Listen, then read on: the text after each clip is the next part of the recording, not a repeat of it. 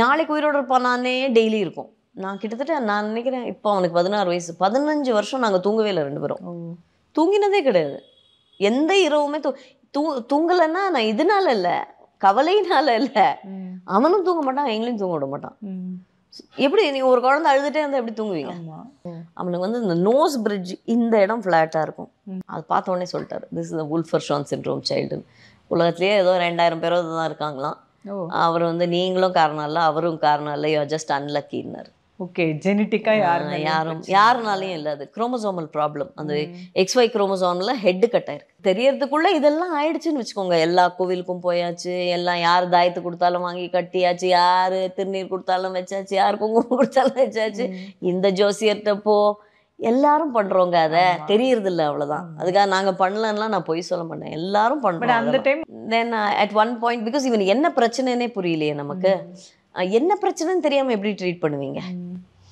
He has a very rare problem. It's called Wolff-Hirschhorn syndrome.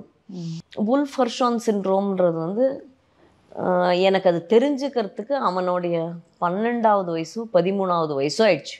பார்க்க எல்லாரும் மாதிரியும் தான் இருக்குது இந்த குழந்தை. யூஸ்வலாக ஸ்பெஷல் சில்ட்ரன்னா அந்த மொங்கோலாய்டு ஃபீச்சர்ஸ் இருக்கும் இல்லையா, சைனீஸ் இந்த கண்ணு இடுங்கி இருக்கும் இல்லையா, முகம் நீங்கள் பார்த்த உடனே தெரிஞ்சிடும் டிஃபெக்ட் இருக்குது குழந்தைக்குன்னு.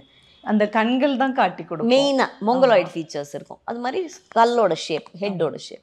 இவனோடது வந்து டெவலப்மெண்டல் டிலே இருந்ததை தவிர்த்து பார்க்க ரொம்ப அழகாக இருந்தான். அவனுக்கு பேச்சு வரலன்றது தெரியுது, அவனால் ஏஞ்சி உட்கார முடியலன்றது தெரியுது. அதனால் எதனாலன்னு தெரியல. ரொம்ப வருஷங்க neurologist eventually we did what is called genetic test. நீங்கள் இப்போ சண்டை வருதுன்னு சொன்னீங்களே, ஆமாம் சண்டை வரும்.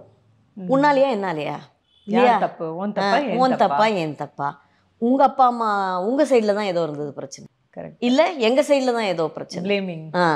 மூணாவது வந்து யார் பார்த்துக்க போகிறாங்க? ஏன்னா யாரோ ஒருத்தர் முழு நேரத்தை கொடுக்கணுமே அதுக்கு இல்லையா. உங்களுக்கு வந்து 6 மாத குழந்தை, 1 வயசு குழந்தைய வந்து யார்கிட்ட விட்டு போவீங்க? மெயினாக வர்றது வந்து உங்கள் வீட்டில் யாருக்கோ இருந்திருக்கு, நீங்கள் சொல்லாமல் கல்யாணம் பண்ணிட்டீங்க.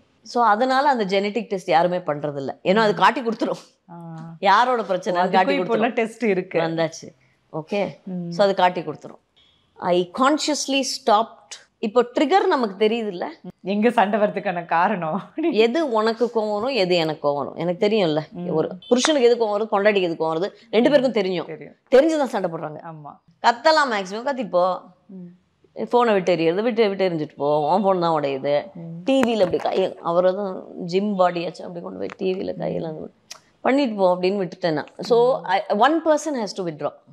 யாரோ ஒருத்தர் ஸ்ட்ராங்கா இருக்கணும் அந்த விஷயத்துல. நான் இந்த குழந்தைக்காகவே சொல்லல, ஜென்ரலா சொல்றேன். யாரோ ஒருத்தர் வந்து சைலண்ட் ஆயிட்டா சண்டை எப்படிங்க? பேச்சுக்கு பேச்சு தானே, அது வாக்குவாதம் இன்க்ரீஸ் ஆயிட்டே போகுது.